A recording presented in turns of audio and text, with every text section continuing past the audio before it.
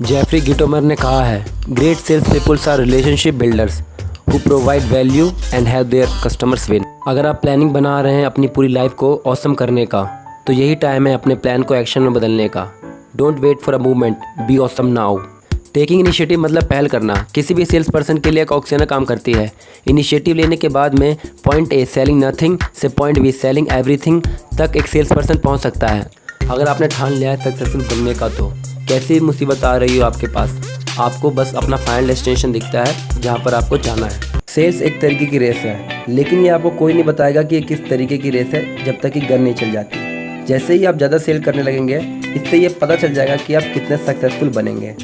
ये आपकी endurance ability पर निर्भर है कि आप कितने क्लाइंट बनाते हैं। The more connection you made, the more you sold. The 6 rules of more sales. Number 1, आप किसी एक सेल पर निर्भर नहीं रह सकते।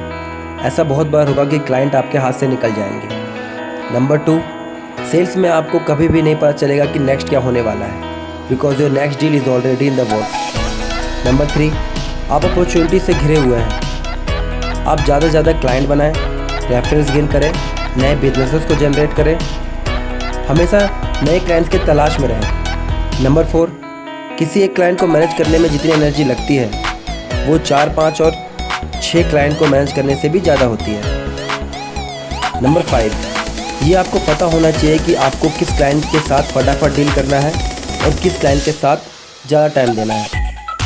नंबर 6, आपको किसी भी क्लाइंट के बारे में सारी जानकारी लेनी पड़ेगी। उसके घर में कितने फैमिली मेम्बर रहते हैं, उसकी परचेसिंग पावर क्या है, और बहुत सारी चीज़ें। आपको पता करना पड़ेगा कि वो क्या एक चीज़ है जो आपको मोटिवेट करती है कुछ करने के लिए।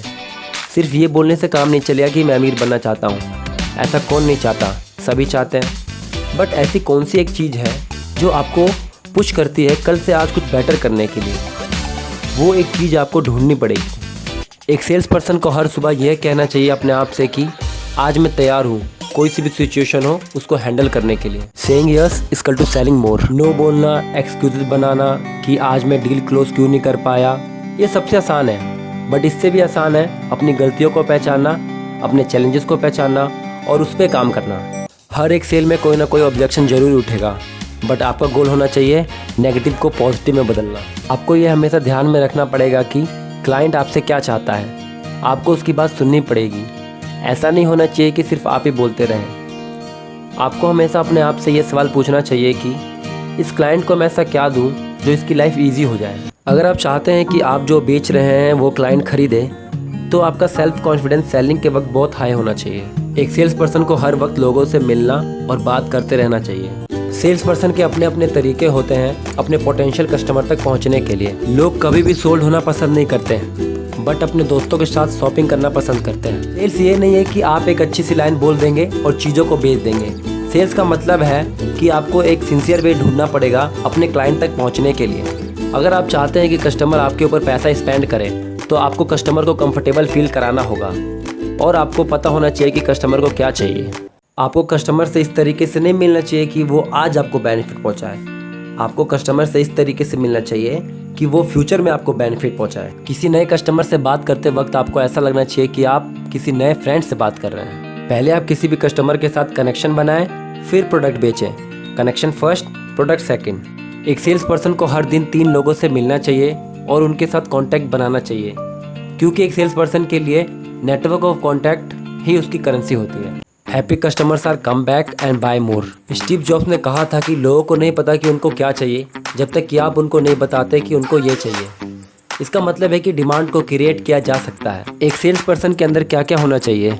पेशेंस होना चाहिए, लिसनिंग पावर होनी चाहिए, एम्पैथी होनी चाहिए, दूसरों को रिस्पेक्ट देना आना चाहिए, रिलेंटलेस मतलब दयाहीन होना चाहिए, दूसरों की लाइफ में वैल्यू ऐड करना आना चाहिए। आप इस चीज़ को नहीं पता कर सकते कि आपके क्लाइंट के बैंक अकाउंट में कितने पैसे हैं।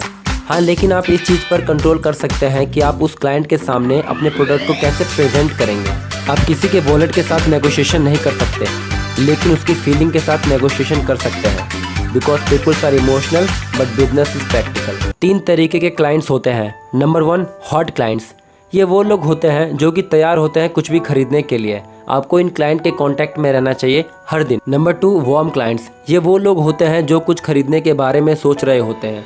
आपको इन क्लाइंट के कांटेक्ट में रहना चाहिए हफ्ते में 1 दिन। Number 3, cold clients. ये वो लोग होते हैं जो अभी कुछ खरीदने के बारे में नहीं सोच रहे होते हैं। आपको इन क्लाइंट के कांटेक्ट में रहना चाहिए, महीने में 1-2 बार।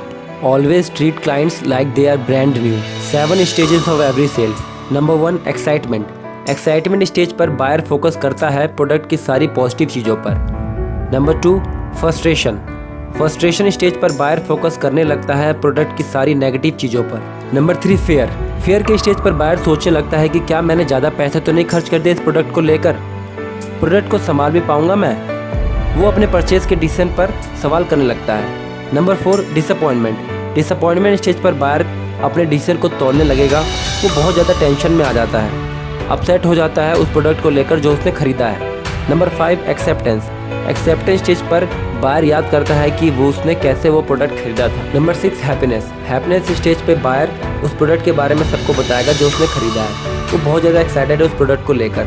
Number 7, relief. रिलीफ स्टेज पे बायर कंफर्टेबल है अपने परचेज के डिसीजन पर। अपने कस्टमर्स को आप चौंका दीजिए अपने new plans, strategy and offer से।